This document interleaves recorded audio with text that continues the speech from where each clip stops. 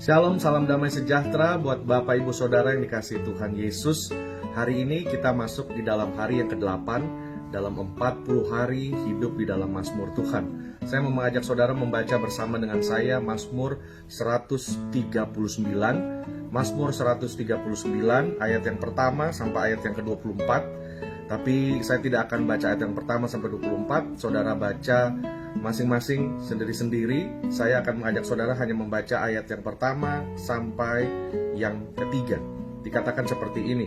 Untuk pemimpin biduan Mazmur Daud. Tuhan, Engkau menyelidiki dan mengenal aku. Engkau mengetahui kalau aku duduk atau berdiri. Engkau mengerti pikiranku dari jauh. Engkau memeriksa aku kalau aku berjalan dan berbaring. Segala jalanku kau maklumi. Sebab sebelum lidahku mengeluarkan perkataan, sesungguhnya semuanya telah kau ketahui ya Tuhan. Dari belakang dan dari depan engkau mengurung aku, dan engkau menaruh tanganmu ke atasku. Ayat yang ke-6 saudara, terlalu ajaib bagiku pengetahuan itu. Terlalu tinggi tidak sanggup aku mencapainya. Saudara dikasihi Tuhan, hari-hari ini seperti kita semua ketahui, bahwa zaman semakin begitu cepat bergerak, teknologi semakin begitu cepat meningkat, dan di berbagai macam tempat pemerintah atau instansi yang bertanggung jawab telah memasang CCTV di berbagai tempat, dan hal ini saudara sesungguhnya telah memberikan banyak tanggapan. Ada yang positif dan ada yang negatif. Dan tujuan dari dipasangnya kamera ini adalah supaya kita akan merasa aman karena adanya sebuah sistem yang merekam atau melihat setiap kejadian yang ada. Tetapi di dalam saat yang bersamaan mungkin ada grup yang lain yang merasa bahwa privasinya terganggu dan lain segala macam.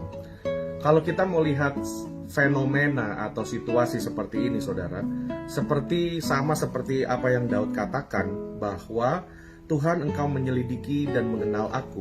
Engkau mengetahui kalau aku duduk atau berdiri. Engkau mengerti pikiranku. Engkau memeriksa aku kalau aku berjalan dan berbaring. Segala jalanku kau maklumi. Saudara, bagi orang yang benar, yang memang tidak ada motivasi atau tujuan yang lain-lain, justru bagi kita ada kamera, kita merasa aman karena ada yang memperhatikan. Tetapi bagi orang yang memang punya motivasi atau pikiran yang berbeda, atau ada sesuatu yang lain dari kebanyakan orang-orang yang normal, yang baik, mereka akan merasa ricuh dan tidak comfortable. Nah, saya kembalikan situasi ini kepada Bapak Ibu Saudara. Apakah saudara senang kalau setiap kehidupan Bapak Ibu Saudara, gerak-gerik Bapak Ibu Saudara, kita semua, gerak-gerik kita, bahkan pikiran kita, segala sesuatu, waktu kita duduk, berdiri, berjalan, tidur, bangun, apapun yang kita lakukan, ada Tuhan yang memperhatikan, ada Tuhan yang mengawasi, ada Tuhan yang menyertai kita, yang ada bersama kita. Apakah ini justru memberikan kepada kita satu jaminan, satu ketenangan, karena kita di dalam masa yang sulit ini kita tidak sendirian, tapi ada Tuhan Yesus yang berjalan bersama dengan kita. Dikatakan di dalam ayat yang ke-7, ayat yang ke-6 saudara, terlalu ajaib bagiku pengetahuan itu.